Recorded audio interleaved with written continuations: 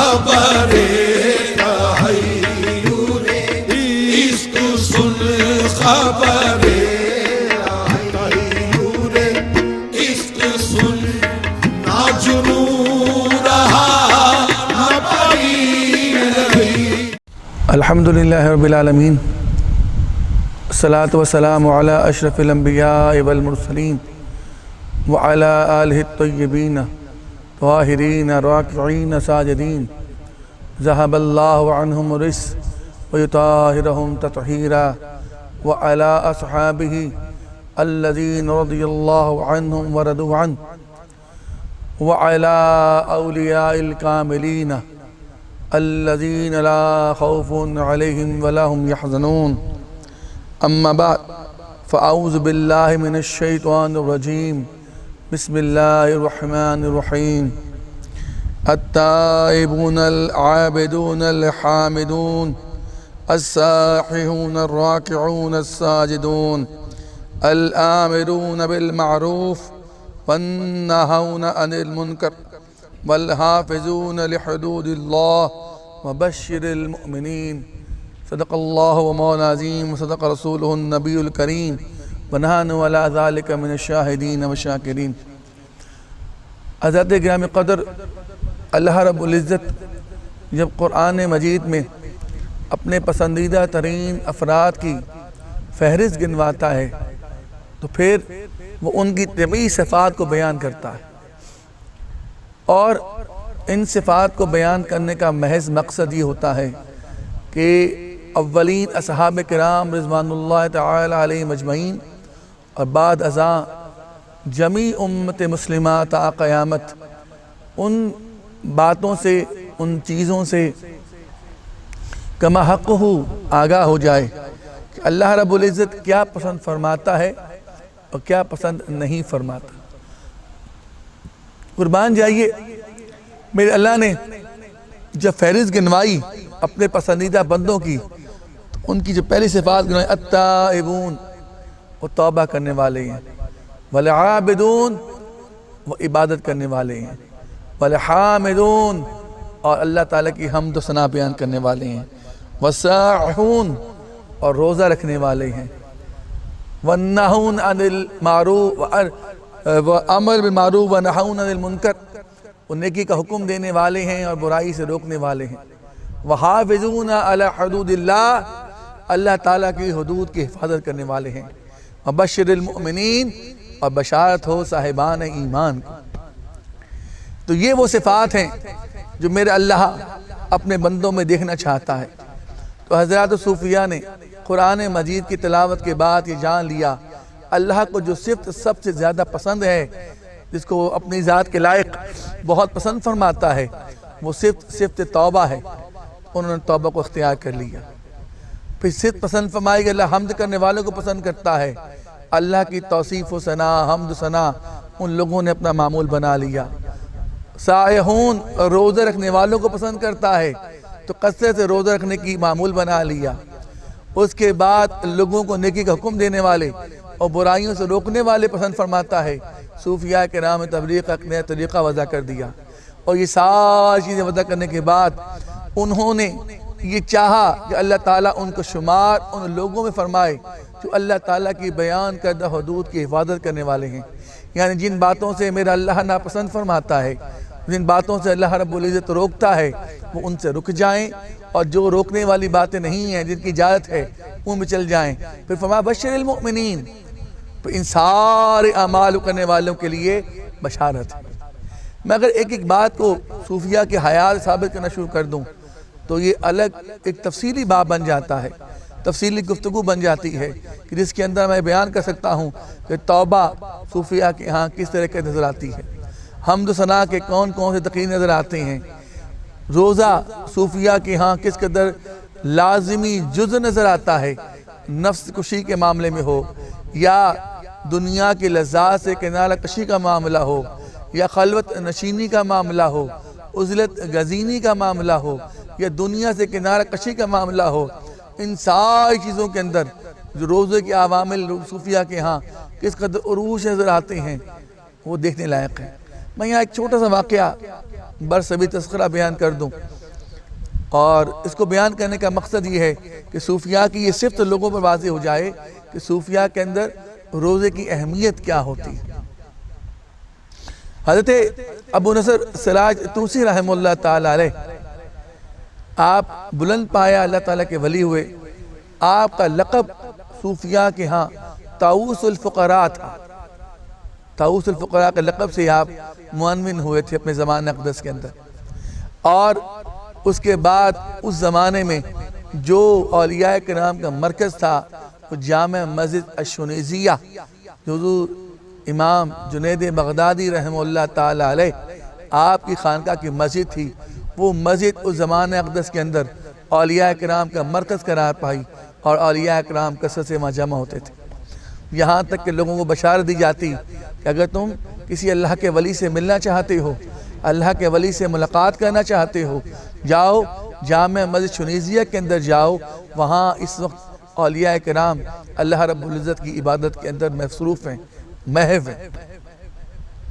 تو اس وقت مسجد شنیزیہ کی جو بھی منتظمین تھے، جو بھی محتمین تھے، انہوں نے ارادہ کیا کہ اب کہ رمضان مبارک آ رہا ہے، کسی بہت بڑی شخصیت کو دعوت دیتے ہیں کہ وہ آئے یہاں تراویح پڑھائے، اور لوگ اس کے پیچھے ایک مقبول ترین تراویح پڑھیں۔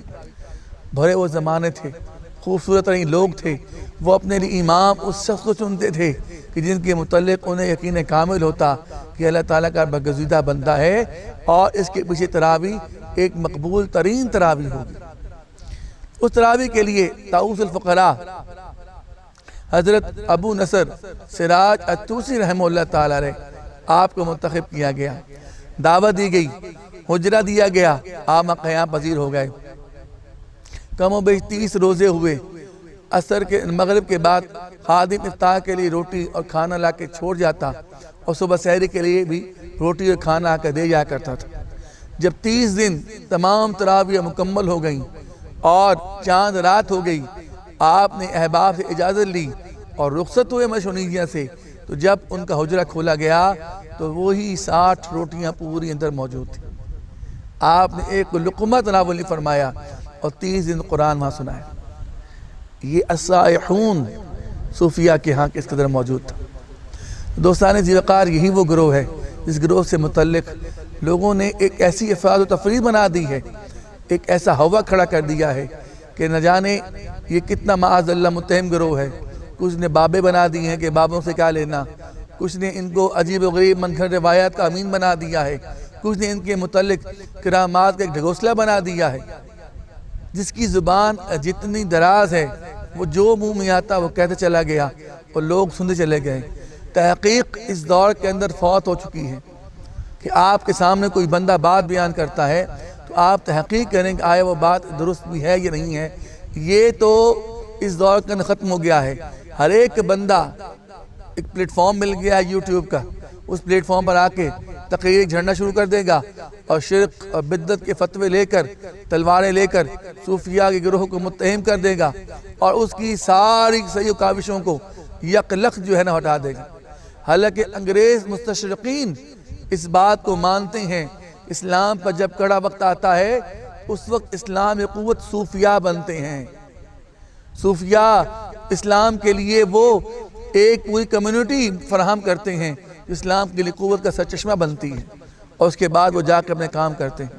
انگریزوں تک کو وہ پتہ ہے، مستشرقین تک کو پتہ ہے، وہ صوفیاء کی کتابوں کا مطالعہ کرتے ہیں، پھر اس کتابوں کی وہ تشریح کرتے ہیں، توضیح کرتے ہیں، اور ہمارے اس دور کے نام نہاد فلاسفرز اور انٹلیکچوئلز جو ہیں، ان کا بس ایک کام رہ گیا ہے کہ آؤ مائک لو، کیمرے کے سامنے بیٹھو، اور جو لافظنی زبان پر جاری ہوتی کرتے رہو، اور لوگ سننے کے بعد چل پڑتے ہیں۔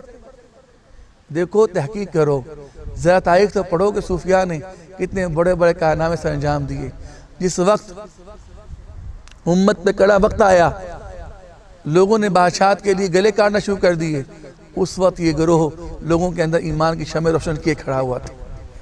ایک طویل ترین تاریخ ہے صوفیاء کی۔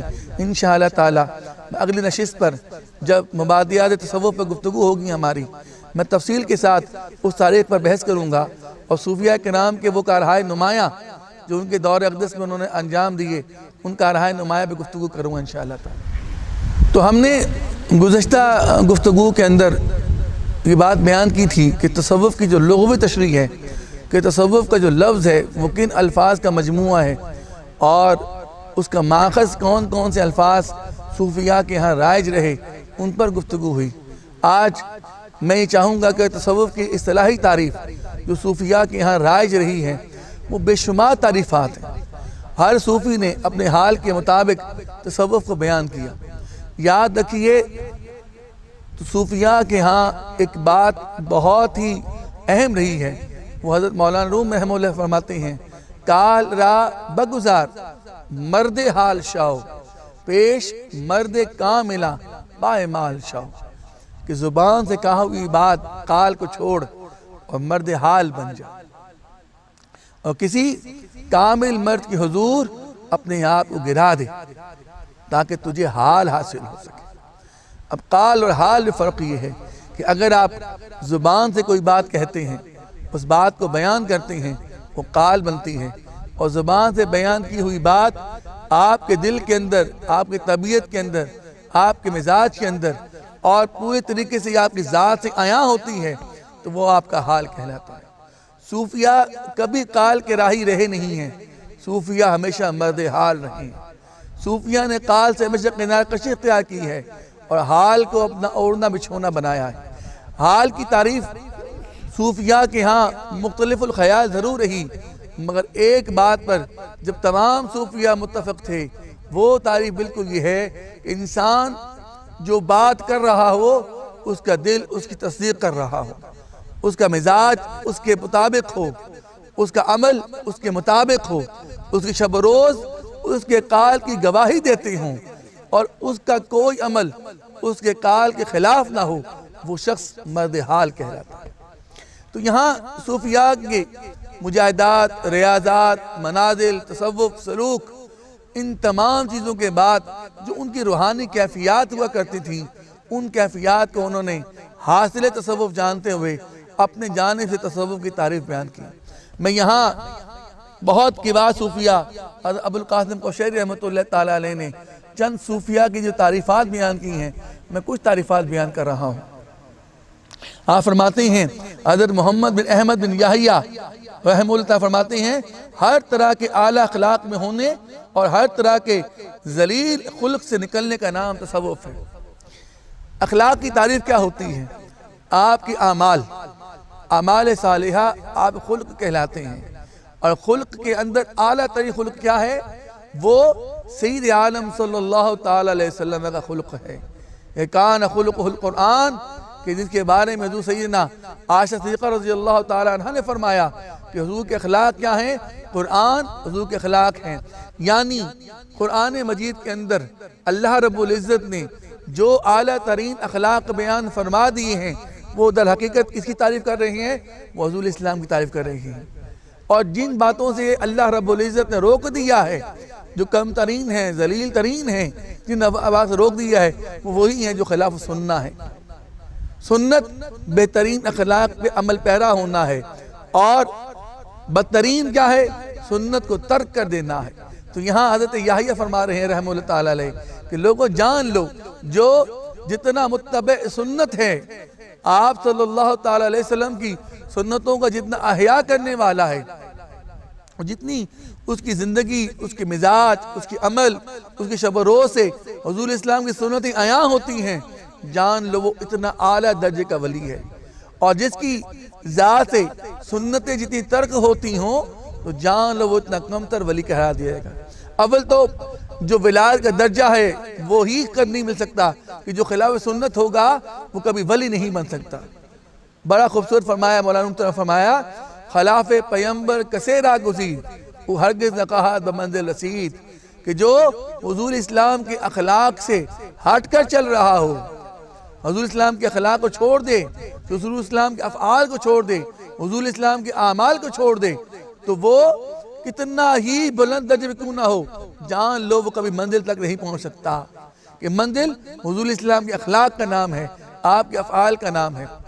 قربان جائیے، امام غزالی رحمہ اللہ تعالیٰ ارشاد فرماتے ہیں کیمیائے سعادت کے اندر کہ کوئی شخص پانی پر چلتا نظر آئے، ہوا میں اڑتا نظر آئے، آگ میں کودتا نظر آئے، وہ اس وقت تک اسے اگر وہ ولی خیال مت کرنا اگر وہ خلاف شریعت ہے، اگر وہ شریعت پر عمل پیرا نہیں ہے تو جان لو وہ ولی نہیں ہو سکتا، وہ شیطان ہو سکتا ہے۔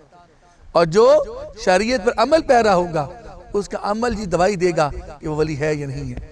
تو یہی بات حضرت یحییٰ علیہ السلام فرماتے ہیں کہ جان لو کہ جب تم نے اعلیٰ ترین اخلاق کو اپنا لیا، بہترین اخلاق، ہم وقت تم میں سرزد ہونا شروع ہو گئے، اسی وقت تم اس راستے پر چل پڑے ہو جو اللہ تعالیٰ کے قرب، اس کی معرفت کی طرف جاتا ہے۔ اور اگر تم سے وہ اخلاق سرزد نہیں ہو رہے اور تم ان اخلاق کو نہیں لے رہے تو جان لو تم اللہ رب العزت کے راستے کی طرف نہیں جا رہے۔ اعلیٰ اخلاق سے متصف ہونے کی بات یہاں بتا دوں کہ جب انسان سے سنت از خود سرزد ہونا شروع ہو جائے تو جان لو اللہ رب العزت اس پر مہربان ہو گیا ہے۔ تو سنتوں کو جاننے کا حریص ہو، سنتوں کو معلوم کرتا ہو، حضور اسلام کے افعال کے بارے میں اس کے دل کے اندر ہمیشہ خیال جاگزی رہتا ہو کہ میرے آقا کریم علیہ السلام نے فلاں معاملے پر کیا معاملہ کیا اور کیا نہیں کیا۔ یہاں ایک واقعہ بیان کر دوں، حضرت سلطان الاولیاء بایزید بستامی رحمۃ اللہ تعالی علیہ کے متعلق یہ روایت مشہور ہے کہ زندگی بھر انہوں نے خربوزہ نہیں کھایا، خربوزہ نہیں کھایا ان کا بھی۔ کسی نے سوال کر دیا کہ اے بایزید تم نے خربوزہ کیوں نہیں کھایا؟ فرمانے لگے میرے پاس کوئی صحیح روایت موجود نہیں کہ میرے آقا کریم علیہ السلام نے خربوزہ کھایا کہ نہیں کھایا، اور اگر کھایا ہے تو کیسے کھایا ہے۔ یہ بات میرے پاس موجود نہیں ہے، اس لیے میرا دل نہیں چاہتا کہ میں کھاؤں۔ ایک عورت آ گئی، اس نے کہا کہ میرے بیٹے کو نصیحت کر دیں، تو یہ میٹھا بہت کھاتا ہے، یہ میٹھا نہ کھایا کرے۔ فرمایا 3 دن کے بعد آنا۔ 3 دن کے بعد وہ بچے کو لے کر آئی تو فرمایا بیٹا میٹھا نہ کھایا کرو، میٹھا تمہارے لیے اچھا نہیں ہے۔ عورت حیران ہو گئی، کہنے کہ بایزید یہ نصیحت تو 3 دن پہلے بھی کر سکتے تھے۔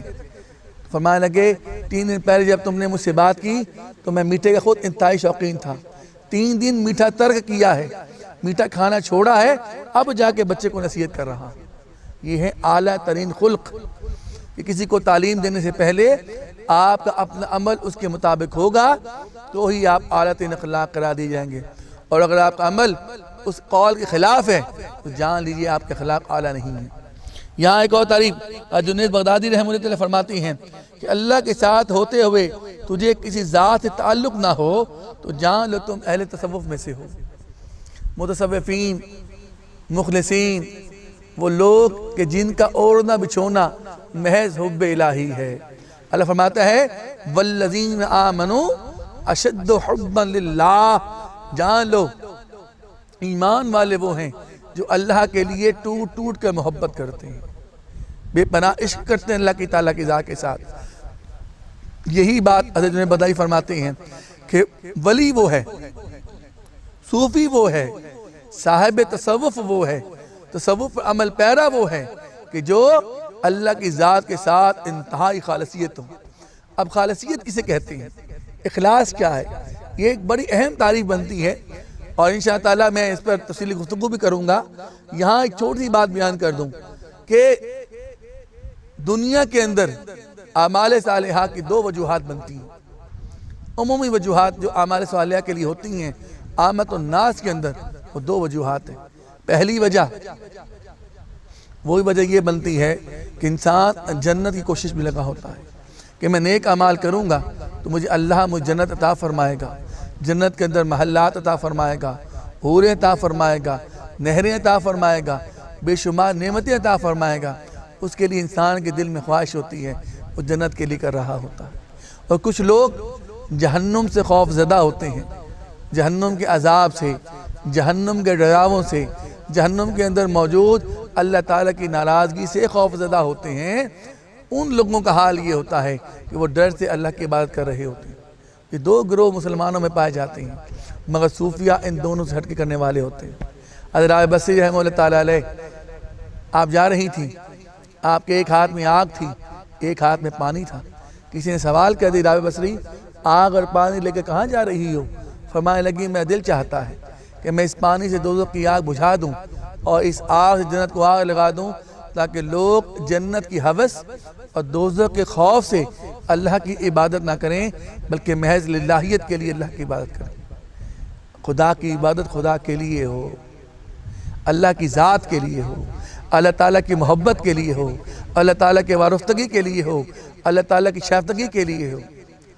حضرت جنید بغدادی رحمۃ اللہ تعالیٰ سوال کسی نے کر دیا، اے جنید تمہیں یہ مقام کیسے حاصل ہوا، جو بلند پایا تم نے مقام پا لیا ہے؟ تو فرمانے لگے اپنے حجرے کی طرف نشاندہی کر دی، فرمایا اس حجرے میں 30 سال میں خدا کے ساتھ خلوت نشین رہا۔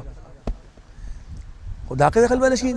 فرمایا ہاں، میں نے سوائے اللہ تعالیٰ کی محبت کے اور کسی محبت کو اپنے دل کے اندر نہیں آنے دیا۔ یہ ایک مسلسل عمل کا نام ہے۔ اللہ تعالیٰ کی محبت صاحبان محبت کے تعلق سے ہی ملتی ہے، بغیر صاحبان محبت کے تعلق کے کوئی اللہ تعالیٰ کی محبت کو پا نہیں سکتا، پہنچ نہیں سکتا۔ ہر بندہ یہ دعویٰ کرنے لگ پڑے کہ مجھے اللہ سے محبت ہے تو وہ دعویٰ کبھی سچ ثابت نہیں ہو سکتا تا وقت کہ اس کا عمل گواہی دے، وہ اس عمل کے اندر ہو کہ میرا جینا، میرا مرنا، میرا اٹھنا، میرا بیٹھنا یہ سارا میرے اللہ کے لیے اور کوئی تمنا نہیں ہے اس کے علاوہ۔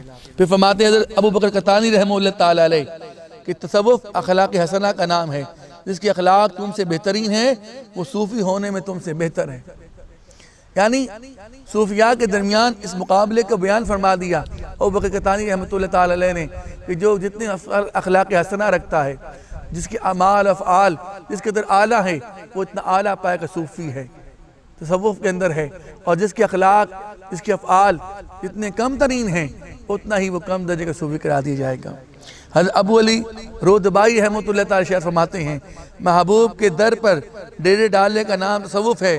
اس فرمایا بہت کی قدورت سے دور ہونے اور قرب کی صفائی کا نام تصوف ہے، اور بدترین شخص بخیل صوفی ہے، بخیل صوفی۔ قربان جائیے کیا خوبصورت فرمایا، محبوب کے در پہ ڈیرے ڈالنے کا نام تصوف ہے، یعنی انسان سوائے ایک ذات کے اور کسی ذات کی طرف دھیان کو نہ رکھے، محض اللہ رب العزت کی محبت، اللہ رب العزت کی چاہت، اللہ رب العزت کی در کی رسائی یہ مقصد رہ جائے تو وہ شخص صوفی ہے۔ اور جس کے دل کے اندر اللہ تعالیٰ کی ذات کے علاوہ کوئی اور محبت پائی جائے جان لو وہ صوفی نہیں ہے۔ فی زمان میں لوگ اعتراض کرنے پڑتے ہیں کہ انہوں نے جناب علی رہبانیت اختیار کر لی ہے، اور لا رہبانیت فی الاسلام، اسلام میں رہبانیت نہیں ہے، اور یہ رہبانی ہوئے میں صوف کا لباس پہن لیتے ہیں، یہ لوگ الٹی سیدھے اعمال سے انجام دیتے ہیں، الٹی سیدھی حرکات کرتے ہیں، کبھی دائیں جاتے ہیں کبھی بائیں جاتے ہیں۔ لوگوں وہ ساری باتیں اپنی جگہ پر، مگر ان کے پاس بیٹھ کر جانو صحیح وہ چاہتے کیا ہے۔ جس شخص کا محض سوائے اللہ کی ذات کی اور کوئی ذات نہ ہو، سوائے اللہ کی ذات کے اس کا مطمع نظر کوئی اور چیز نہ ہو، اس سے بڑھ کے دنیا کا بہترین آدمی کون ہوگا؟ جو محض اللہ کو چاہتا ہے، اللہ کے در تک پہنچنا چاہتا ہے، اللہ تعالیٰ کی نگاہ کرم چاہتا ہے۔ صوفیاء نے یہ بات جان لی کہ دنیا اللہ تعالیٰ کی ضد ہے، دنیا کی محبت اللہ تعالیٰ سے دوری ہے، دنیا کی قربت اللہ تعالیٰ سے مہجوری ہے۔ جب انہوں نے جان لیا انہوں نے ہر ایک چیز سے کنارہ کر لیا، ہر ایک شے چھوڑ دی انہوں نے، اور محض اللہ تعالیٰ کی ذات کی محبت کو اپنے لیے کل اوڑھنا بچھونا بنا لیا۔ اب ایسے بندے کے ساتھ بحث کرنا لا حاصل۔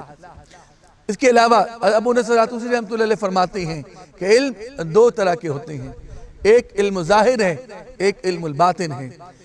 علم کو اگر آپ صرف علم ہی مان لیں تو بھی اس علم کو ظاہر کر دینا اس کا ظاہر کہلائے گا، اور اس علم کو سینے کے اندر چھپا لینا، دل کے اندر رکھ لینا، وہ علم الباطن کہلائے گا۔ ان کے نزدیک علم الباطن تصوف ہے، دل کے اندر پھوٹنے والے علم کا نام تصوف ہے۔ یہاں میں قرآن مجید کی آیت بیان کر دوں گا۔ قرآن مجید میں اللہ رب العزت نے حضرت موسیٰ علیہ السلام اور خضر علیہ السلام کی ملاقات کا احوال بیان کر دیا۔ اس ملاقات کے احوال کے لیے جو اللہ تعالیٰ قرآن مجید میں آیت بیان فرماتا ہے، فرمایا وَجَدَ عَبْدٌ مِّنْ عِبَادِنَا، پا لیا انہوں نے ہمارے بندوں میں سے ایک بندہ، آتَيْنَا رَحْمَةً مِّنْ عِنْدِنَا، جن کو ہماری جناب سے ایک رحمت عطا تھی، وَعَلَّمْنَاهُ مِن لَّدُنَّا عِلْمًا، جنہیں ہماری جناب سے علم عطا تھا۔ یعنی وہ علم جو ڈائریکٹ اللہ تعالیٰ کی ذات سے صوفی کے سینے میں اترتا ہے، وہ علم الباطن ہے۔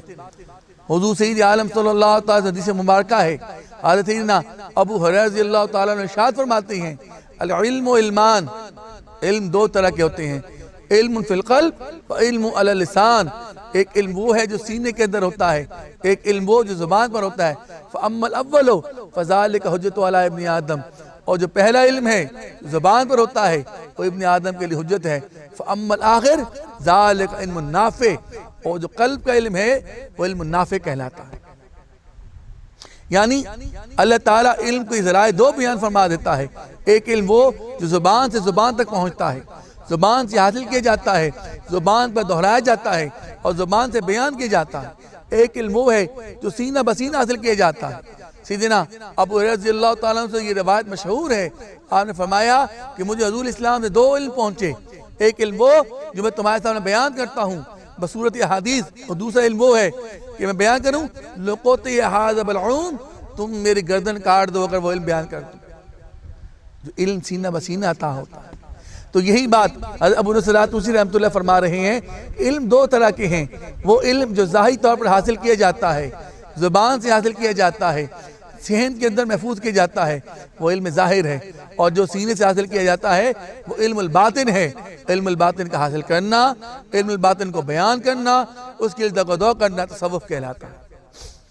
تو علم باطن میں انشاء اللہ اللہ تعالیٰ توفیق مرحمت فرمائی اللہ تعالیٰ نے، تو انشاء اللہ مزید گفتگو جاری رہے گی۔ اب یہاں اہم تعریف جو اس ساری تاریخ کو اگر ہم سم اپ کر لیں تو وہ سیدنا غوث العظم شیخ عبدالقادر جیلانی رحمہ اللہ تعالیٰ علیہ کی ہے۔ آپ نے تصوف کی طرح خوبصورت تعریف بیان فرما دی، وہ تصوف کی تعریف بن گئی، تصوف کے مراتب بھی بن گئے، تصوف کا حاصل بھی بن گیا۔ آپ فرماتے ہیں تصوف کا لفظ 4 لفظوں کا مجموعہ ہے۔ نمبر 1 تے، فرمایا تے سے توبہ ہوتی ہے، پھر فرمایا سواد سے صفا ہوتی ہے، پھر فرمایا بھاؤ سے ولایت ہوتی ہے، اور فرمایا فے سے فنا ہوتا ہے۔ یعنی صوفی وہ ہے جو اپنے سفر کا آغاز توبہ سے کرتا ہے، توبہ کرنے کے لیے وہ کسی صاحب توبہ، صاحب مقام، صاحب حال فقیر کے حضور میں حاضر ہوتا ہے، اس کے ہاتھ میں ہاتھ دیتا ہے اور پھر اس کے حضور توبہ کرتا ہے، پھر اس کے حضور میں رہ کر مدارج طے کرتا ہے، منزل صفا پاتا ہے کہ اس کا دل اللہ تعالیٰ کی محبت سے مملوب ہو جاتا ہے، اور ہر وہ محبت جو اللہ تعالیٰ کی محبت کے مخالف ہوتی ہے وہ نکل جاتا ہے۔ مولانا فرماتے ہیں دنیا چیز از خدا غافل بودن، نیک نقرو معاش و فرزند و زن، دنیا کیا ہے؟ اللہ تعالیٰ کی محبت سے غافل ہو جانے کا نام ہے۔ کھانا کمانا، بیوی بچے رکھنا یہ دنیا نہیں ہے۔ تو وہ بندہ جو مقام توبہ پر فائز ہوتا ہے وہ اللہ کے سوا ہر ایک محبت سے توبہ کرتا ہے کہ سوائے اللہ تعالیٰ کے اب کوئی اور محبت میں دل میں نہیں رہے گی، اور نہ میں کسی محبت کو رکھوں گا نہ اپنی محبت میں رہوں گا۔ پھر اس توبہ پہ جب وہ مداومت کرتا ہے، انتہائی پختگی سے چلتا ہے، اسے مقام صفا عطا ہوتا ہے۔ اور مقام صفا کیا ہے؟ اس کا دل ہر ایک محبت خالی ہو جاتا ہے۔ جب دل تمام محبتوں سے تہی ہو جاتا ہے تو وہاں اللہ تعالیٰ اسے مقام ولایت عطا فرماتے ہیں۔ اور مقام ولایت کیا ہے؟ مقام ولایت اس بندے کا اللہ تعالیٰ کے قربت کے درجات پر فائز ہونا، فَعْبُدْ حَتَّى يَأْتِيَكَ الْيَقِین کی منزل پر فائز ہو جانا، وہ ولایت کہلاتا ہے۔ اور پھر اس کی زندگی کا مختتم ہوتا ہے، اقتدام ہوتا ہے، وہ مقام فنا تک پہنچ جاتا ہے کہ بشری تقاضوں سے فنا ہو کر وہ اللہ تعالیٰ کی اخروی نعمتوں کی جانب چل پڑتا ہے۔ یہ تصوف کی تعریف غوث العظم شیخ عبدالقادر جیلانی رحمہ اللہ علیہ فرمائی۔ اور آخر کی تعریف میں اپنے والد گرامی حضور قبلہ پیر ممتاز احمد شاہ قادر چشتی صاحبی رحمہ اللہ علیہ کے فرماؤں گا۔ آپ فرماتے ہیں کہ کوئی سوال کسی نے کر دیا کہ حضور بتائیں تصوف کیا ہے؟ آپ نے فرمایا جان لو تصوف، معرفت، حقیقت، پیری مریدی، یہ سارے سلاسل یہ کیا ہیں؟ فقط عشق رسول ہیں۔ میرے آقا کریم علیہ السلام کے ساتھ بے پناہ ٹوٹ کر محبت کرنے کا نام تصوف ہے۔ اور جو شخص حضور کی محبت میں، حضور کے عشق میں، حضور کے تعلق میں، حضور کی معرفت میں فریفتہ نہیں ہوتا، جان لو وہ کبھی صوفی نہیں ہوتا۔ صوفی کی پہچان ہی بنائی کہ والد گرامی فرماتے ہیں کہ جب تم جاؤ کہ صوفی کی پہچان کرنا چاہو تو دیکھو وہ حضور اسلام کی ذات بابرکات سے کس قدر ٹوٹ کر محبت کرتا ہے، حضور کی سنتوں کا کس قدر وہ حریص ہے، حضور اسلام کی قربت کے لیے کس قدر دگ و دو کرنے والا ہے، حضور اسلام کی بارگاہ کی رسائی کے لیے اس کے اندر کس قدر آگ موجود ہے، اور حضور اسلام کی بارگاہ کی رسائی کے لیے شب و روز کس قدر مجاہدات ریاضات کرتا ہے، یہ جان لو۔ جب تم یہ جان لو گے تو جان لو کہ جو کس قدر حریص ہے حضور اسلام کی بارگاہ کا، وہ اتنا بڑا صوفی ہے، اتنا بڑا ولی ہے۔